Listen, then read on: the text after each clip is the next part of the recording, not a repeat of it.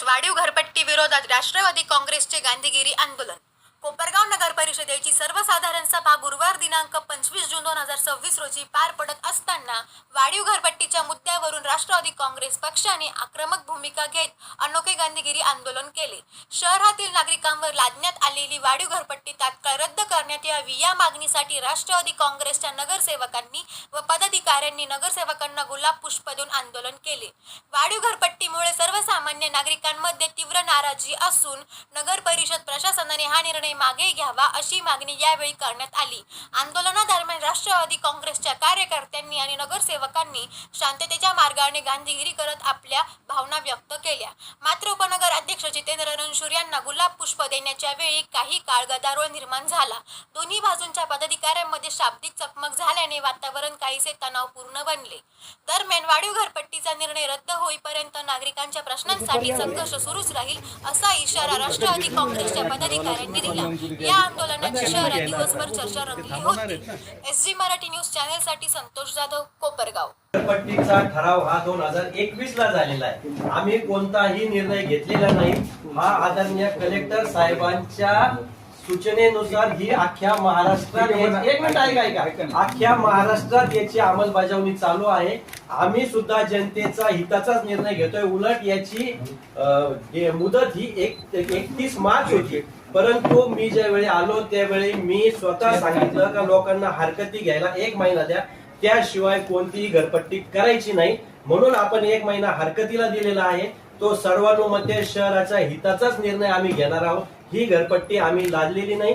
ही 2021 पासूनची ही file आहे. मी सगळ्या copies आपल्याला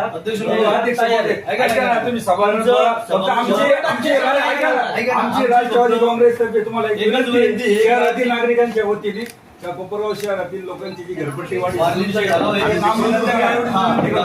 सगळ्यांच्या हिताचाच निर्णय घेणार आहे. आणि त्यासाठी 1 मिनिट त्यासाठी मी स्वतःहून 8 नंबरचा विषय जीबी मध्ये मुद्दाम ठेवलाय चर्चेला.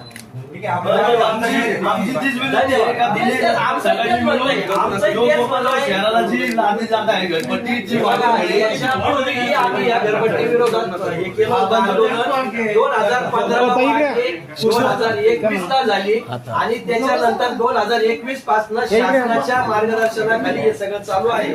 त्यामुळे आपण एवढे आम्हाला आमची की आपण सर्वांच्या हिताचाच विचार करणार आहोत. भारतीय जनता पार्टी, शिवसेना सुद्धा त्याच विचाराने आज निर्णय घेणार आहे. धन्यवाद.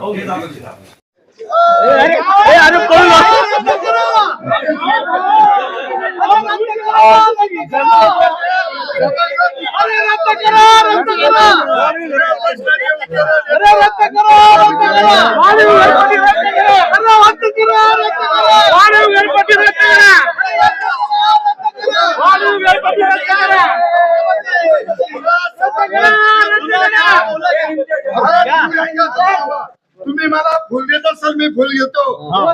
4/2021 ते 25 दलित वस्ती इतरत्र वापरला गेला. त्याला जबाबदार CO बांधकाम लोकप्रतिनिधी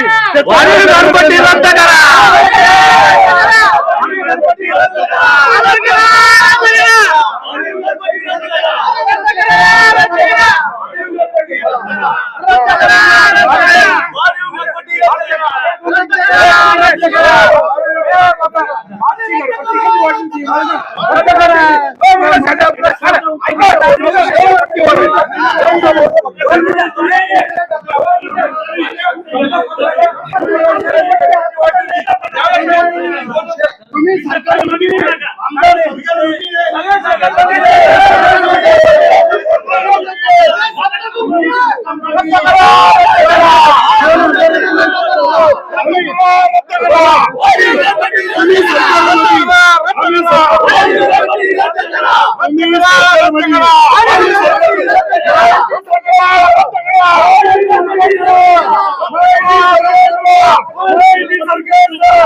माहिती सरकारचं.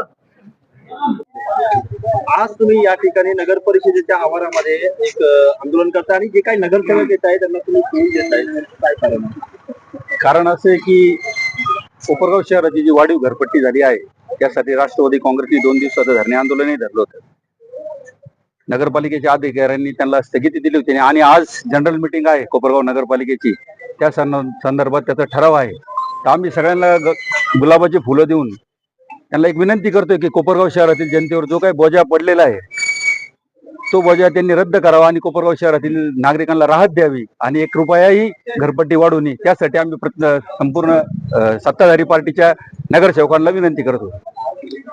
आणि त्यातल्या त्यात एक महत्वाची गोष्ट अशी की गेल्या 15-16ला या कोपरगाव शहराची घरपट्टी वाढलेली, त्या दिवशी प्रशासकीय अधिकाऱ्यांनी सांगितलं.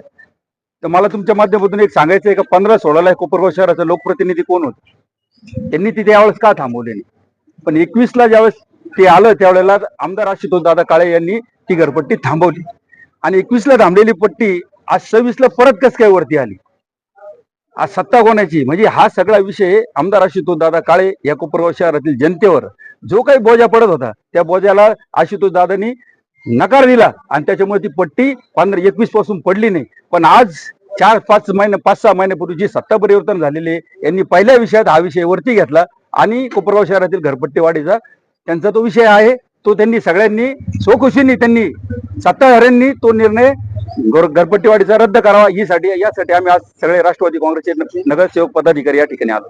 हे गांधीगिरी मार्गाने तुम्ही जे आहे तर फुलं देत आहे नगरसेवकांना, पण काही नगरसेवकांनी उपनगराध्यक्षांनी फुलं नाकारलेले आहे. तो त्यांचे याचा प्रकार आहे, तो यांचे विचार तसे, त्याच्या आम्ही तरी काही नाही करू शकत ना. थोड्याच वेळात सर्वसाधारण सभा चालू होणार आहे, तुम्हाला काय वाटतं काय निर्णय होईल?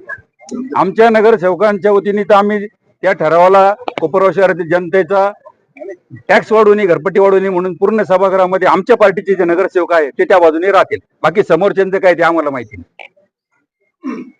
पट्टी रद्द झाली नाही तर पुढची भूमिका काय राहील ठरवू आपण ते सगळे. आज आम्ही सर्वजण राष्ट्रवादी काँग्रेस पक्षाचे नगरसेवक व सर्व पक्षाचे कार्यकर्ते कोपरगाव तालुक्याचे लोकप्रिय आमदार मान्य आमदार आशुतोषदादा काळे यांनी बघितलं असेल आपण का मुख्यमंत्री साहेबांना या ठिकाणी निवेदन दिलं जी कोपरगाव नगरपालिकेने या वाढीव घरपट्टीच्या ज्या नोटीस आहे या ठिकाणी लोकांना दिलेल्या आहे आणि त्याच्यामध्ये खूप तफावत आहे, त्याचा विरोध म्हणून आणि आमची जी भूमिका आहे का गेल्या 2 दिवसापासून आम्ही धरणे आंदोलन केलं होतं. आमदार साहेब तिकडे पाठपुरावा करताय आणि या कोपरगाव शहरावर जी लादली जाणारी जी घरपट्टी आहे का त्याची तुम्ही तफावत बघितली असेल का? त्या दिवशी आम्ही ज्यावेळेस धरणे आंदोलन केलं होतं त्या ठिकाणी एक मनुष्य आला, त्या मनुष्याला 4,500 रुपये पहिले घरपट्टी येत होती, त्या मनुष्याला 4,000 रुपये पेन्शन आहे, त्याला डायरेक्ट 2.5 लाख रुपये घरपट्टी आलेली आहे. म्हणजे हा कोणत्या पद्धतीचा सर्वे झालेला आहे? हा अतिशय चुकीचा सर्वे झालेला आहे, अतिशय चुकीच्या पट्ट्या या ठिकाणी लोकांना वाटण्यात आलेल्या आहे.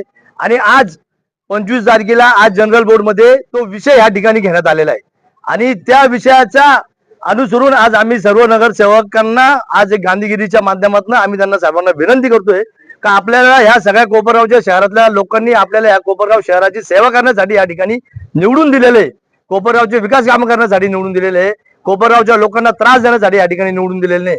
जर एकेका माणसाला 5,000 घरपट्टी येत असेल, त्याला जर 25,000 रुपये घरपट्टी या ठिकाणी यायला लागले असेल तर नक्कीच या ठिकाणी कुठेतरी कोपरगाव नगरपालिका या ठिकाणी लोकांवर घरपट्टी ही लादत आहे. आणि आज जो ठराव या ठिकाणी आहे त्या ठरावाला आमची भूमिका तर आमच्या सर्व नगरसेवकांनी त्या दिवशीच मांडलेली आहे आणि आज सुद्धा मीटिंग मध्ये आम्ही ती भूमिका मांडणार आहे. तीच विनंती करण्यासाठी आम्ही आज सर्वजण या ठिकाणी उपस्थित राहिलो आहे.